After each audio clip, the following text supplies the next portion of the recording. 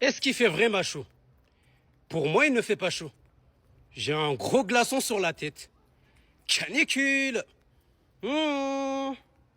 Canicule. Si je suis élue présidente de la République, je mettrai en place un plan massif de climatisation en commençant par les espaces où il y a les gens les plus vulnérables, les hôpitaux, les EHPAD, les écoles. Pour lutter contre le réchauffement climatique, climatisez-moi tout ça. C'est juste pour accélérer le dérèglement climatique. Faisons ça, c'est une bonne chose. Bon, après, est-ce qu'il faut ne pas ventiler les hôpitaux? Je ne pense pas non plus. Mais il y a peut-être autre chose à faire, quoi. Qu'un plan de climatisation général dans toute la France, je ne suis pas sûr. Marine Le Pen, tout à fait populiste, quoi. On dit des banalités qu'on ne compte pas respecter. De toute façon, ça changera jamais. Qu'est-ce qui changera jamais? Attends, quoi? La clim, c'est le bonheur? On en a marre de cuire? La clim, c'est pas la solution, justement, je viens de le dire. Le premier truc, c'est déjà végétaliser les rues. Tu fais baisser jusqu'à 10 degrés. Rien que ça. Le réchauffement climatique ne changera pas, mais en fait, la climatisation l'accentue. Donc en fait, tu climatises, tu vas devoir surclimatiser. C'est pas ça le viable. C'est pas ça être viable. Enfin, ça ne fonctionne pas du tout. On est dans un cercle vicieux, c'est pas possible de changer tellement on est loin. Mais si, bien sûr que si, c'est en restant apathique qu'on ne change pas les choses. Justement, là, il y a des politiques qui proposent de changer les choses. Parce que ça va être de pire en pire, en fait. Là, on est qu'en 2026. C'est une super solution pour l'instantané, mais ça ne résout pas un problème sur le long terme, ça l'aggrave. Donc il faut trouver autre chose. Après, en même temps, je suis sur un stream ennemi. Pourquoi tu parles d'ennemi déjà? On n'est pas sur un stream ennemi, genre. Je sais pas pourquoi je tombe sur des lives de gens de gauche, vegan, écolo, LFI, enfin bref. Bah après, tu vois, moi je m'en fous. Si tu nous appelles ennemis, on traite tout le temps la fille comme quoi ils divisent le peuple, alors que l'objectif c'est justement de se rassembler, de discuter entre nous, de trouver des solutions. On est d'accord, on n'est pas d'accord, on avance. Donc après, tu fais ce que tu veux de ta vie et de ton temps libre. On peut aussi discuter sans être d'accord. Allez, allons-y.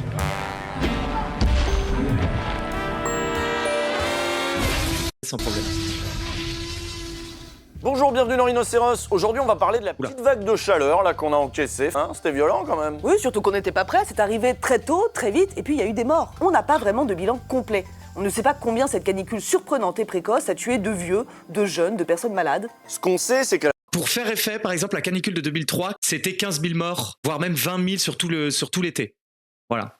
Et ça, c'était en 2003. Là, aujourd'hui, on a vécu la période de chaleur la plus fat qu'on ait jamais vécue. ça a fortement perturbé le pays, ses trains, ses travailleurs, ses services publics et en particulier ses écoles qui, on le sait, ne sont pas adaptées pour encaisser ces épisodes caniculaires. Jeudi 28 mai, des élèves se sont plaints de maux de tête. Certains ont été pris de malaise ou de vomissements, presque tous étaient amorphes. Qu'est-ce qu'il en pense, lui, Pascal Praud? Il en pense quoi des élèves qui en chient dans des bâtiments pas adaptés? C'est la vie. Voilà, que les gosses, ils s'adaptent, que ça leur fera des souvenirs. Je trouve que c'est la vie, bien sûr. Même eux, ils s'en foutent. Ils en auront le cul de Pascal Praud. Allez, c'est bon, il est reparti. Il est sur un plateau climatisé. Le mec, il ose dire ça tout le temps. Dit-il avec tout son fric et son logement méga climatisé. Franchement, il est insupportable à regarder. Mais même eux, ils n'en peuvent plus de lui. Ils ne l'écoutent même plus. C'est quoi cette émission? C'est pas agréable peut-être pendant 3-4 jours parce que c'est effectivement... C'est pas agréable. Comme dit Nathalie, ils ont un brumisateur, ils ont un peu d'eau. Mais heureusement, il n'est pas le seul climato-sceptique sur le plateau. Il y en a un autre et il s'appelle Georges. Il y a un consensus scientifique, cher. Moi, je vous suis pas. Vous ne suivez pas. J'ai le droit. Hein, Vous ne suiviez pas. Ouais. Pas le sujet. Je rapporte qui, là. Voilà. Le GIEC, on va pas aborder ce débat à nouveau sur le GIEC et qui compose le GIEC. Hein. Oh là là, j'ai peur de la suite de cette phrase. Qui compose le GIEC? Ne revenons pas sur le débat de qui est le GIEC. Je connais ce débat. Oui, on connaît ce débat, sauf que c'est plus... Voilà, c'est plus un débat, hein. On se rappelle le GIEC, c'est pas du tout un débat.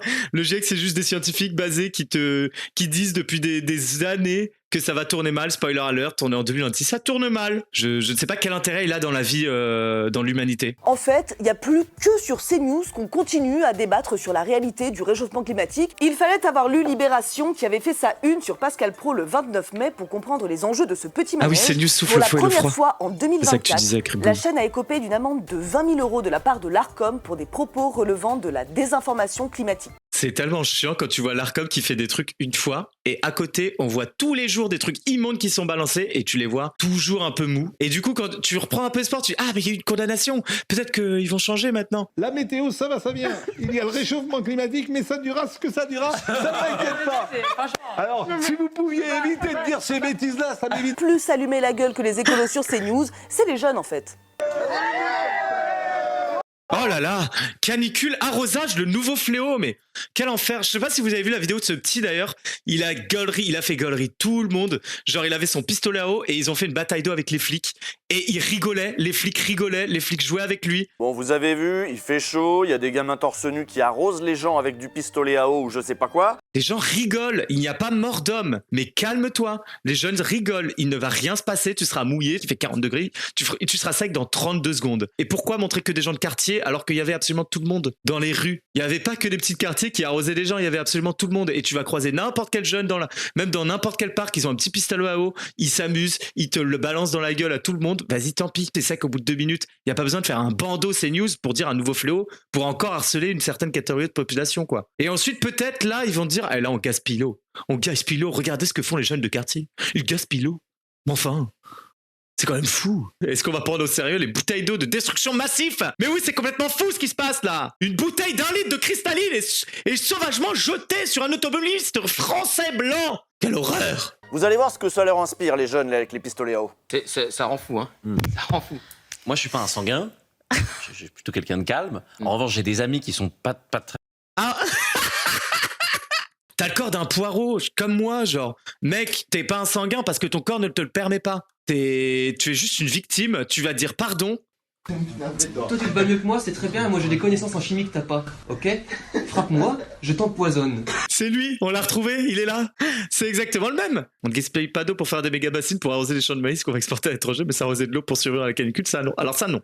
Bien évidemment que non. Je suis pas un sanguin. Qu'est-ce qu'il prône en plus comme violence, genre tu vas agresser des gamins de 15 piges là parce qu'ils t'ont arrosé d'eau? C'était pas de l'eau filtrée, c'est pour ça que je l'ai pris mal. Bah calme-toi mec. Ah mais oui mais c'est 100% Frontières, c'est ce qu'il disait. Je me disais je connais ces deux trous du cul. Éric Tegner à gauche, le directeur de Frontières qui a été accusé, condamné. Il a doxé des juges, donc leurs adresses et tout, à des militants d'extrême droite. Ah ouais non je l'avais même pas reconnu, sa coupe de droit tardée là. On va pas rester sur le physique mais si. Quand même. Plutôt quelqu'un de calme. En revanche, j'ai des amis qui sont pas très calmes, mais plutôt sanguins. Je ne sais pas ce qu'ils feraient dans cette situation-là. Enfin, Rien du tout. Ils diraient désolé, je suis insoumis, je suis extrême droitard.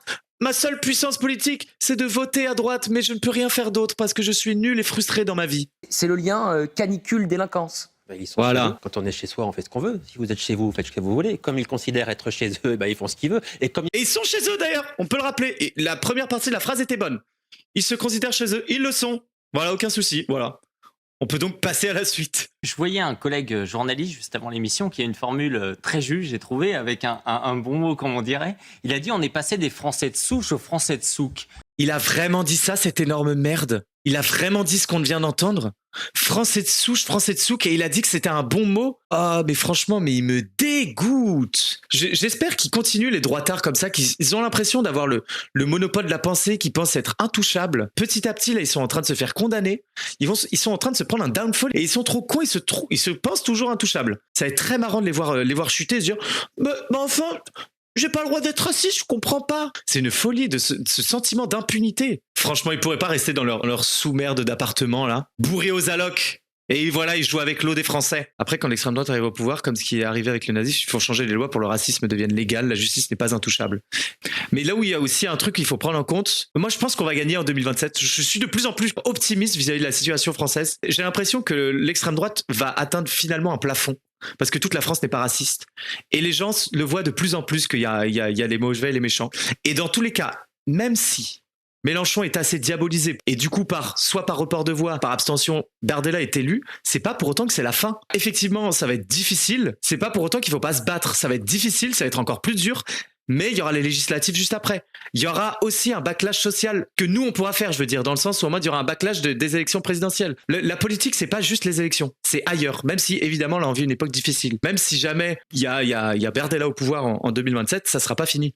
La lutte continue. Et puis on voit le lien entre RN et Trump pour voir les dégâts de Trump. Oui, complètement. Par contre, après, c'est pas la même chose, la politique française et américaine. Mais effectivement, dans tous les cas, ça fait énormément de mal, une politique extrême droite, même qui n'a pas les pleins pouvoirs, elles font énormément de mal. Si le RN passe, il y aura des révoltes. Je pense qu'il y aura aussi des révoltes si LFI passe. Hein. C'est pour ça que les antifas existent.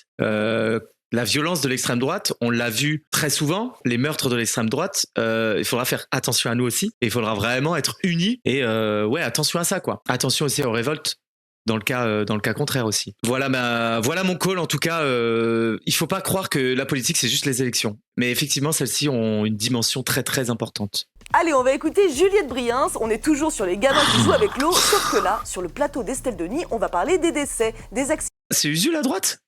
Il est allé sur le plateau de RMC. accidents, des noyades imputables à ce coup de chaud.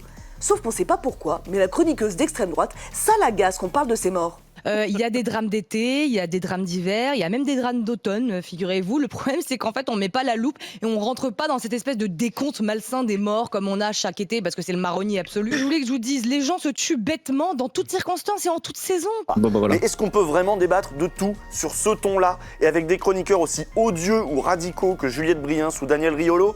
Mais sécurité, il y a déjà 7 morts là. Mais oui. Et les 7 morts de quoi? 7 morts de chaleur et d'imprudence due à la chaleur. D'imprudence, mais pas à l'école. Je m'en fous moi de l'imprudence, ils ont qu'à être prudents.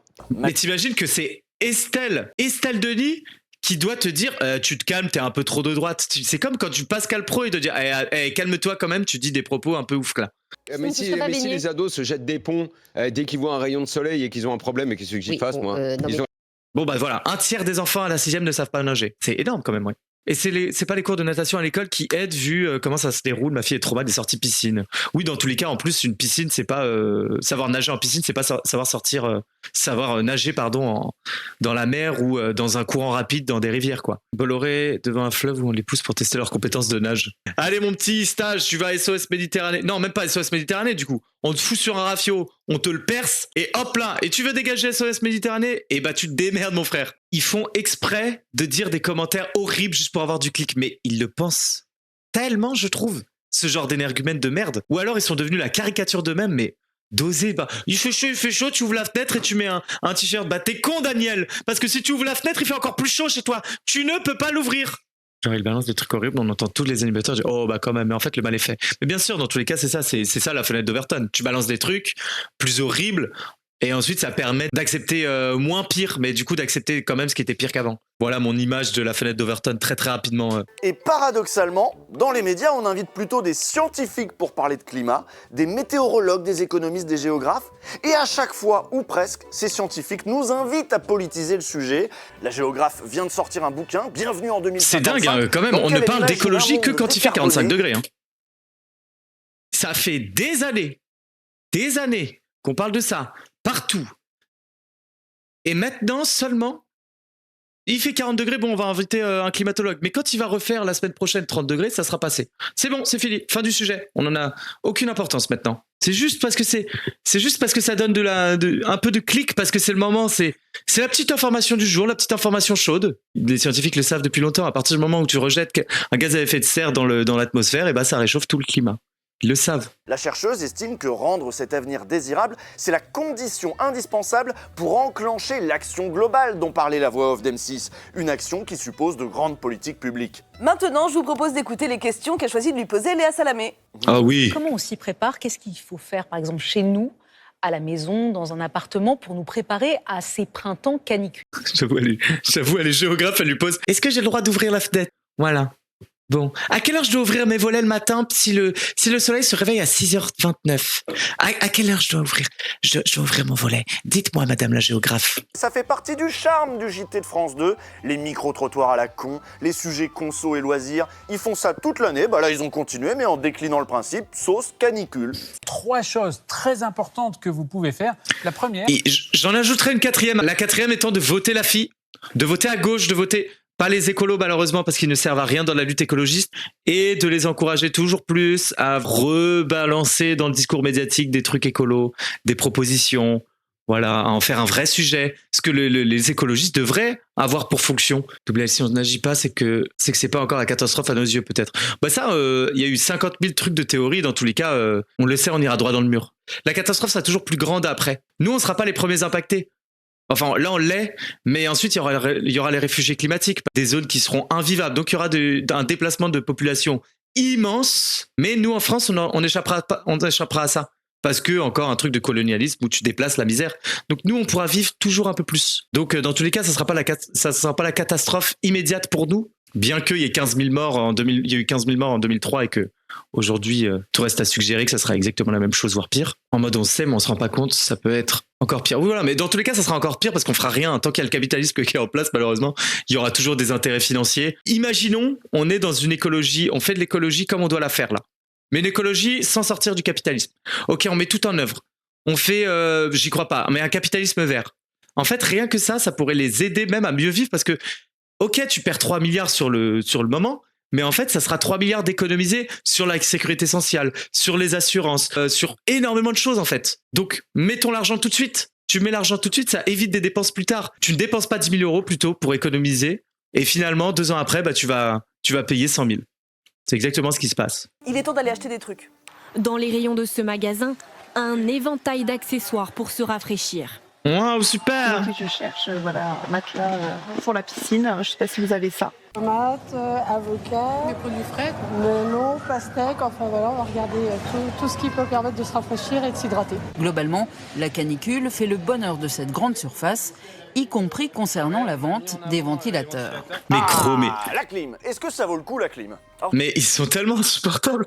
Mais genre vraiment, ils sont tellement boutiquiers. Non mais franchement, j'aime trop la théorie de la pilule de Matrix. Voir ça, c'est aberrant. Et pourtant, pour le commun des gens, c'est genre pas un souci que France Télé dise le réchauffement climatique fait le bonheur du supermarché qui permettent de vendre encore plus de ventilateurs. Mais c'est une folie de dire ça. Le libéralisme, c'est génial. Regardez, tout le monde est heureux. Ça crée de la valeur finalement le réchauffement climatique. Ça crée de la valeur, ça crée du PIB. On consomme et on produit plus de ventilateurs. Et de climatisation, c'est génial. Oh là là. Et lui, il est tout content. Regardez ce petit Gugus là. La clim, est-ce que ça vaut le coup la clim? Faut-il, pour supporter ces fortes chaleurs, la nuit notamment, investir dans une climatisation mobile? Les ventes explosent depuis quelques jours, alors est-ce que cela vaut vraiment le coup sans faire exploser sa facture d'électricité? Réponse avec nos correspondants. Mais c'est ça le problème. Alors ça, c'était au 13h. Sans faire exploser la facture d'électricité, mais sans faire exploser encore la chaleur à l'extérieur. Par pitié, s'il vous plaît, dites ça. Dites ça, on n'en peut plus d'entendre ça tout le temps. C'est insupportable. C'est quoi la différence entre JT et le téléshopping maintenant? L'heure de diffusion. Attends, putain, j'avais pas vu, mais regardez le titre. Face à la sécheresse, 2 piscines plus petites. Mais gros, mais c'est une folie de titrer ça. Oh là là, mais c'est désespérant de voir ça. Putain, c'est désespérant. Elle réfléchit à construire une piscine, un projet qui va devenir réalité. S'il y avait plus de piscines municipales, collectives, déjà peut-être qu'ils sauraient nager, peut-être qu'il y aurait des maîtres nageurs, ce serait surveillé, enfin ça serait mieux, non? Il a dépensé plus de 50 000 euros pour se l'offrir. 50 000 balles? C'était vraiment le plaisir de passer du temps dans le jardin, dans la piscine, de pouvoir profiter. Depuis de nombreuses années, nous investissons sur l'éco-responsabilité de nos piscines, sur la filtration de la piscine. On a beaucoup investi sur des circuits fermés pour économiser l'eau. Voilà le capitalisme vert, on en parlait. Ah, on fait des piscines vertes. À l'heure de la canicule, on va mettre 20 mètres cubes d'eau dans cette piscine. Elle va servir juste à ce que tu pisses dedans et que tu la reclores. Des filtrations qui sont moins énergivores. Nouvelle piscine, c'est 0,02% de l'utilisation de l'eau nationale. De quoi est-ce qu'on parle aujourd'hui? Avec des modèles plus petits et mieux équipés, la consommation d'eau des bassins a diminué depuis 30 ans. Mais selon les associations, chaque mètre cube compte, surtout en période de sécheresse. Il était marrant ce reportage. Les machines avec celle 2026 consomment 50% moins d'eau que les machines des années 2000. C'est écologique. Par contre, c'est composants électroniques. On demandait de consommer. Oui. Et après, ça, c'est aussi un truc hyper écologique. Au début de l'ère industrielle, on se disait, regardez, les machines consomment moins d'énergie. Sauf que vu que les machines consomment moins d'énergie, t'en prends plus. Et donc, avec l'addition de toutes les machines que tu as, finalement, ça va consommer plus d'énergie que la base. Donc, quand tu vends des piscines éco-responsables, tu dis, regardez, il y a moins de volume d'eau, il y a plus de gens qui en achètent, et au final, plus de gens de piscine, ok, il y a moins de volume d'eau, mais en fait, au final, il y a plus de volume d'eau qui sera gâché. Ça s'appelle l'effet rebond. Personne écologiste basée connaît l'effet rebond. Le kérosène, voilà, l'essence. Avant, il y avait beaucoup moins d'avions. Le kérosène, maintenant, en tout cas, ça consomme moins d'énergie à le produire, mais du coup, ça coûte moins cher. Et donc, il y a plus d'avions. Voilà. En fait, ça s'appelle le rebond. Et voilà pourquoi le capitalisme vert n'existe pas, ne peut pas exister. C'est impossible. Comme le gruyère. Plus il y a de gruyère, plus il y a de fromage. Mais plus il y a de fromage, plus il y a de trous. Mais plus il y a de trous, moins il y a de fromage. L'effet rebond, le capitalisme vert, c'est stupide. Ça n'existe pas. Et il n'y a que les libéraux qui ne s'en rendent pas compte ou qui font exprès de ne pas s'en rendre compte. Parce que là, on le voit. Ça le temps pour la piscine. On parle des piscines municipales, on parle des piscines privées. On parle pas des villes et des îlots de fraîcheur, on nous parle de clim. Et pour le transport, on nous parle pas de transport en commun, on nous parle de voitures électriques. Le réchauffement climatique, ça va être ça. Des corps vont souffrir, des gens vont mourir, et dans les médias de la bourgeoisie, chacun va être renvoyé à sa responsabilité individuelle. Je vais vous citer notre ministre du Travail, Jean-Pierre Farandou, qui par exemple nous a assuré faire confiance aux entreprises du BTP pour préserver la santé des ouvriers en période de forte chaleur. Voilà, il faut faire confiance aux propriétaires, aux titulaires des moyens de production. Il faut leur faire confiance, regardez. J'ai confiance aux patrons des ouvriers du BTP qui vont sûrement on va pas leur donner des droits, ni un contrat, ni vraiment des règles strictes en termes de canicule. Parce qu'aujourd'hui, il faut savoir, il n'y a aucune règle qui oblige un patron à ne pas te faire travailler sous plus de 40 degrés. Même si tu travailles dehors. C'est bien connu que les patrons font passer la sécu des employés avant tout, bah bien sûr. À quoi leur servirait des ouvriers morts, enfin? À rien du tout. Il faut les combler. Du coup, on leur donne des augmentations, des congés payés. C'est pas les employés qui viennent de chercher tout ça. Hein. Non. C'est les patrons qui l'octroient. Au moins, le message est passé, c'est très clair, ce sera chacun pour sa gueule. Et bah bonne chance tout le monde. Voilà, ça fait du bien.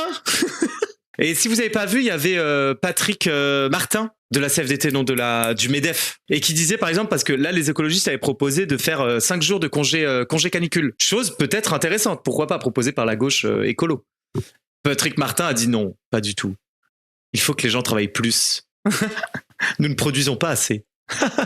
Quel connard. On va pas se faire le grand meeting de Bruno Retailleau, mais on peut bifurquer sur Retailleau et par son programme qui est très chargé. Hein. Malheureusement, des gens ont bravé la canicule pour aller voir ce détritus. Pour moi, l'écologie, ça n'est pas cette idéologie gauchiste qui a... On respire. Retailleau est un camarade. Il va nous le prouver. C'est Sandrine Rousseau, là, et ses barbecues VG, là. Regardez tous les drapeaux français. L'écologie est d'abord une écologie humaine parce qu'elle croit en la écologie humaine, ça ne veut rien dire. Elle croit en... science, elle croit dans le génie non. humain. Mais c'est surtout parce que mes expériences sur ce plan-là sont venues des drames humains. Attends, qu'est-ce qu'il dit là? Il a dit qu'on acquiert une conscience par le désastre, non? C'est justement ça l'empathie. C'est parce que j'ai connu la marée noire de l'Erika, il y a plus de 25 ans, que j'ai fait rentrer dans notre code civil le principe écologique, le droit de la réparation. C'est pas un écologiste qui l'a fait, je l'ai fait.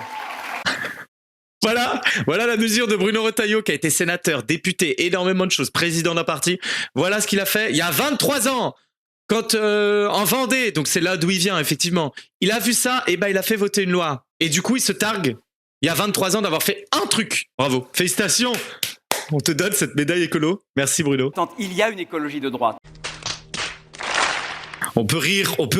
C'est avant tout un humoriste. C'est avant tout un amateur de gaudriole, Bruno Retailleau. Il existe une écologie de droite. Non, franchement, il faut saluer l'adresse, l'agilité, l'audace. Non, il faut saluer ça. La suite va vous intéresser d'autant plus parce que c'est là où il va étaler son programme. Et nous ferons cette écologie-là, qui sera une écologie du bon sens, qui ne punira pas, qui ne dénoncera pas, qui n'interdira pas. Mais vous verrez, nous aurons tellement plus de résultats. Voilà le programme de Bruno Retailleau. Voilà le programme. Ça sera génial. Vous verrez, ça sera pas punitif, mais ça sera génial. Je ne comprends même pas pourquoi ils parlent d'écologie, les gens de droite, ils s'en battent les couilles, non? Qui espère convaincre en mode « Moi, je suis Bruno Retailleau pour l'écologie ». Pourquoi même s'être fait chier à dire 2 mots sur l'écologie? C'est pour se racheter une bonne conscience? Je sais même pas qui est dupe. Même eux, ils s'en foutent à l'intérieur. Bon, franchement, tu parles d'écologie ou pas, nous, on s'en fout, Bruno. On votera pour toi seulement parce qu'on est raciste. Voilà, on vit dans un monde qui est en train de crever. Mais on se rappelle ce que Macron a fait. Le PDG de Total, du coup, Patrick Pouyanné, aujourd'hui on connaît encore mieux son nom, il a été décoré de la Légion d'honneur en 2023. Il y a la campagne de Santé publique France qui a été retardée par Matignon pour pas alerter les gens. Agnès Pannier-Runacher aussi, qui était l'ancienne ministre de l'écologie dans les années 2021-2022, qui, elle, est actionnaire. Mais elle n'est pas actionnaire directement, c'est ses enfants qui sont actionnaires de la société pétrolière Perenco. Est-ce qu'on peut attendre quelque chose d'un gouvernement où la ministre de la Transition écologique et ses enfants, du coup, actionnaires de cette société pétrolière? Voilà.